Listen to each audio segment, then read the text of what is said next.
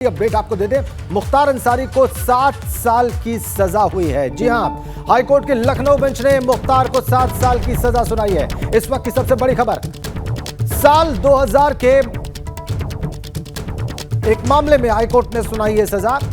लखनऊ के तत्कालीन जेलर को धमकाने के मामले में सजा का ऐलान हुआ है। जी, साल 2000 का यह मामला है। 22 साल बाद मुख्तार अंसारी को हाईकोर्ट की लखनऊ बेंच ने 7 साल की सजा सुनाई है। यह बड़ी खबर इस वक्त एबीपी गंगा आपको दे रहा है। मुख्तार अंसारी एमएलए रहा और इस वक्त बांदा जेल में बंद। 7 साल की हाईकोर्ट की लखनऊ बेंच ने सजा सुनाई है। यह बड़ी खबर। विवेक त्रिपाठी इस वक्त हमारे साथ लखनऊ से जुड़ चुके हैं, हमारे संवाददाता। अब उन्हीं का रुख करेंगे और उनसे जानेंगे कि उनके पास इस फैसले के बारे में और सजा के इस ऐलान के बारे में और क्या जानकारियां हैं। विवेक, हमारे दर्शकों को विस्तार से बताएं। देखिए राजन, 22 साल लग गए मुख्तार को सजा होने में। यानी अप्रैल 2000 की घटना है, जब जेल यहाँ पर हुआ करती थी, आलमबाग इलाके में हुआ करती थी। अब तो दूसरी जगह हो गई है, शिफ्ट हो गई है। मायावती ने नई जेल बनवाई थी। उस जेल में मुख्तार बंद था और पेशी से लौटने के बाद वहाँ पर कुछ लोग मिलने आए। मिलने नहीं दिया गया तो उसने जेल में उपद्रव मचाया। उसके गुर्गों ने मारपीट की। जेलर एसएन द्विवेदी थे, उनको भी पीटा। डिप्टी जेलर को पीटा। सबको बुरी तरह से पीटा। जेल में तोड़फोड़ की। जेलर की तरफ से आलमबाग कोतवाली में इसकी एफआईआर दर्ज कराई गई थी। एफआईआर में जब सुनवाई हुई, जब विवेचना के बाद सुनवाई शुरू हुई, कोर्ट में ट्रायल शुरू हुआ, तो निचली अदालत ने मुख्तार को बरी कर दिया था। निचली अदालत ने कहा कि कोई भी ऐसा सबूत और साक्ष्य, चूंकि सबूत और साक्ष्य तो मुख्तार के हाथ में थे, वो सबूत बनाता बिगाड़ता था। अपने अगर खिलाफ है तो बिगाड़ देता था, अगर अपने पक्ष में है तो बना देता था। सारा जो सिस्टम था पूरा मुख्तार का था और अदालत में उसकी एक नहीं चली, चूंकि सारे गवाह जो गए थे वो मुकर गए। कोई भी ऐसा कोर्ट में साक्ष्य पुलिस भी प्रस्तुत नहीं कर सकी। लेकिन हाई कोर्ट में पैरवी की राज्य सरकार ने। मुख्तार का मामला था तो इसमें राज्य सरकार किसी भी मूड में कोताही बरतने के मूड में नहीं थी।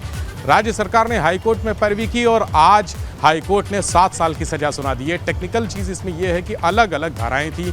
504, 506, 323 जो जेल के अंदर तोड़फोड़ होती है उसकी धाराएं थी। तो अलग अलग धाराओं में अलग अलग सजा होती है, लेकिन सबसे बड़ी सजा 506 की धारा, यानी जान से मारने की धमकी देने की जो सजा है वो 506 की धारा है। उसमें सबसे ज़्यादा 7 साल की सजा होती है। यानी किसी में 2 साल की सजा है, किसी में 3 साल की, किसी में 5 साल की, लेकिन सबसे बड़ी सजा 506 धारा की धमकी में। तो 7 साल कुल, यानी टोटल 7 साल की सज़ा सुनाई गई है। मुख्तार के साथ इसमें और भी उसके जो गुर्गे हैं वो आरोपित थे, उनको भी सज़ा सुनाई गई है। तो मुख्तार की मुश्किलें, एक तो उसने भी पहले भी उसके खिलाफ इतने मुकदमे चल रहे हैं। एक मुकदमा ये और जो जिसपे उम्मीद थी कि निचली अदालत से वो बरी हो चुका है और सेटिंग करके हाई कोर्ट में भी वो किसी तरह से बरी हो जाएगा, ये उम्मीद थी, लेकिन वो सफलता नहीं मिली। उसके जो मंसूबे थे कामयाब नहीं हुए और अब सजा सुना दी है।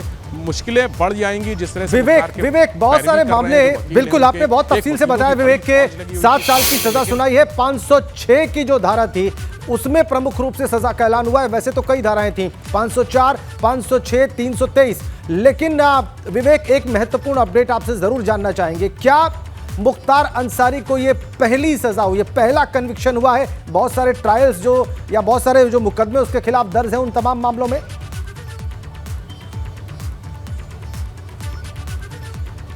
देखिए राजेंद्र, बहुत सारे मुकदमे जो मुख्तार के खिलाफ हैं उसको कई सजाएं हो चुकी हैं और कई मुकदमों में वो बरी भी हो चुका है। अगर हम अभियोजन की बात करें तो अभियोजन विभाग इसका पूरा डेटा जुटा रहा है, लेकिन जो लेटेस्ट डेटा है वो इस सजा के बाद, यानी आज जो सजा हुई है उसके बाद पूरे आंकड़े बदले हैं। अभियोजन विभाग अब एक नए सिरे से तैयारी कर रहा है। कई मुकदमे जो उसके खिलाफ चल रहे हैं, चाहे मऊ में चल रहे हों, मऊ में कई मुकदमे उसके जो परिवार के लोग हैं उनके सदस्यों को भी अब जैसे जैसे मुख्तार को सजा मिल रही है उसके परिवार के लोगों के ऊपर पुलिस शिकंजा कस रही है, शासन शिकंजा कस रहा है। तो अभी हाल ही में उसके जो बेटे हैं मुख्तार के, उनको भगोड़ा घोषित किया गया है। अब्बास अंसारी को, लखनऊ में भी अब्बास अंसारी को भगोड़ा घोषित कर दिया है कोर्ट ने। तो एक तरह से ये पूरा जो परिवार है मुख्तार अंसारी का, पूरे परिवार के ऊपर पूरा एक घेराबंदी करके जो माफिया को ख़त्म करने की जो उत्तर प्रदेश सरकार की जो योजना है, सबसे बड़े तो मुख्तार ही हैं, अतीक हैं, 2 माफिया सबसे बड़े हैं यूपी में। और जितने मुकदमे इनके खिलाफ हैं उतने मिलाकर बाकी जो गुंडे हैं, जो मवाली हैं, बदमाश हैं, उतने मुकदमे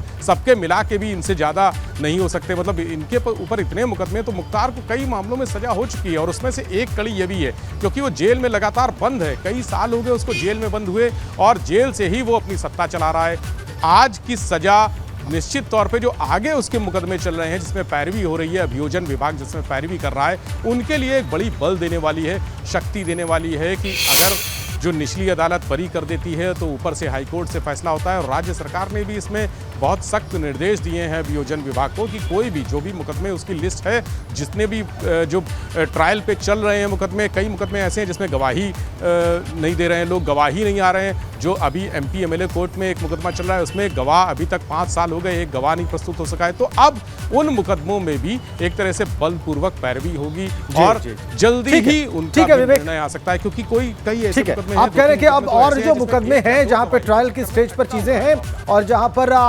अभी तक बहुत मजबूत पैरवी नहीं की गई है, वहां भी अब सरकार ऐसे ही मजबूत पैरवी करेगी और सजा दिलाने का प्रयास करेगी। बहुत बहुत धन्यवाद आपका विवेक इन तमाम जानकारियों के लिए।